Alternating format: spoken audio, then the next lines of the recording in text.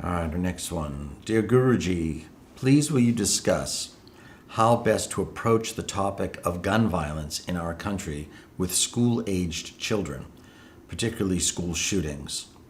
Is it best to avoid bringing it up at all and to shelter children from hearing about these? And how does one discuss it with children who do hear about kids getting hurt in schools by gun violence?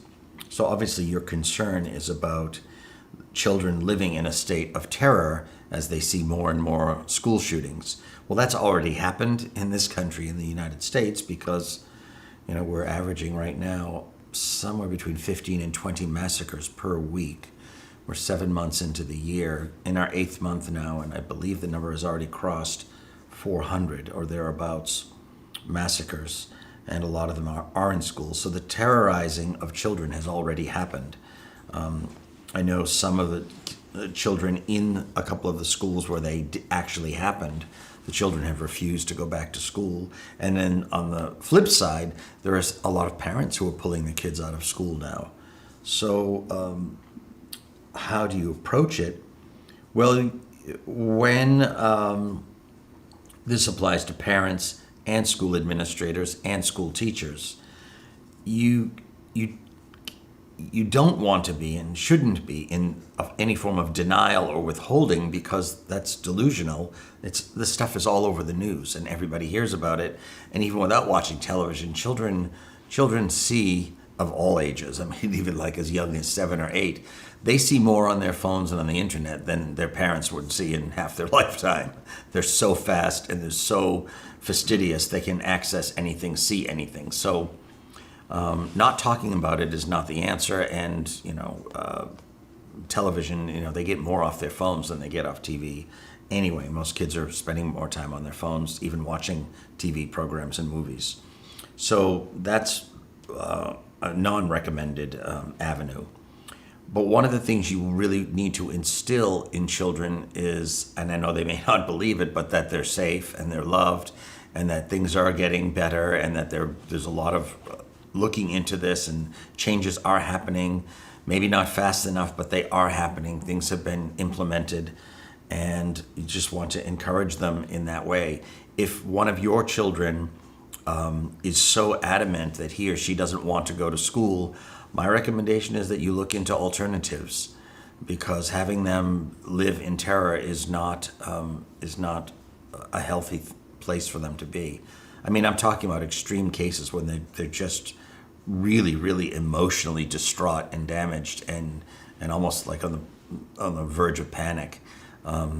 If it were my kids and that happened, like if there were a school massacre near where we lived, or it doesn't even matter where it is, if that reaction happened in my child, I, as a loving parent, would be exploring whatever else I could possibly do, whether it's homeschooling or online learning or whatever it is, or something smaller and more remote. There are sometimes, there are charter schools, there are different forms of schools that are very tiny and obscure where something like that almost would never happen. I mean, I even sent my daughter to one. I mean, it was a small, tucked away little place and very artsy charter school, and it was located in an industrial complex and had a very small number of people, and it was half online, half in person. And she completed her high school there and got her diploma and got a great education.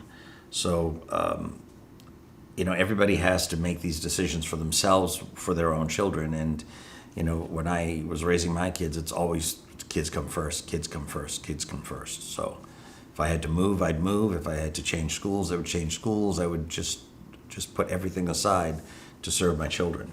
And if I saw a child was really, really terrorized by it and petrified to go to school, of course I would work psychologically with the child and even bring in a counselor if need be, or have the child see the counselors at school.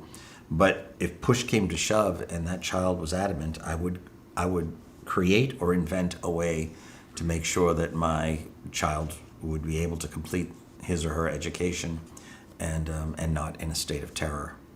But I would also explain all along, I would explain to them that you have to understand that there is a lot of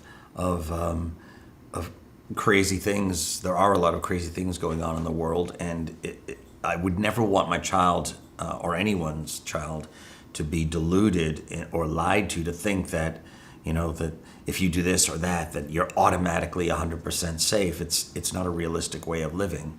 But at the same time, I would discourage them, lean them away from, with various ways of speaking, of living in terror that you have to be looking over your shoulder all the time and when's the next one going to be. But find that place in the middle where stuff is happening and it's sad and it's tragic, and try to create as best you can a groundedness and a centeredness in your children, and a trusting on their own inner listening, their own intuition, and just inculcate a feeling of safety within them, and help allay their fears in that way. But in terms of the education itself, again, if the child was pushing and would not budge, then I would yield to that and create what was needed to get my child's education. And not out of fear, it would be out of serving my child.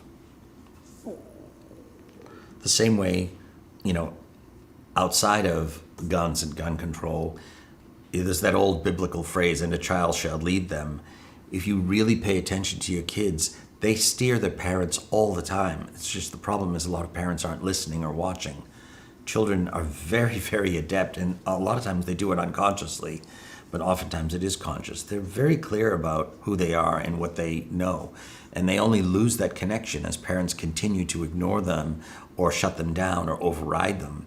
So it's really important that parents pay attention to their kids and watch the signs they give you, and the things they telegraph about what they like and don't like, and where their attractions are and where their interests are, and whether it's sports or musical instruments or type of education or whatever.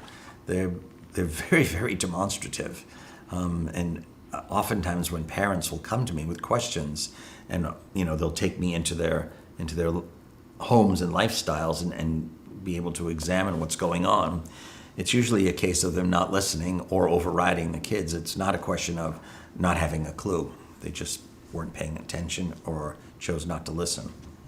So anyway, thank you for your question.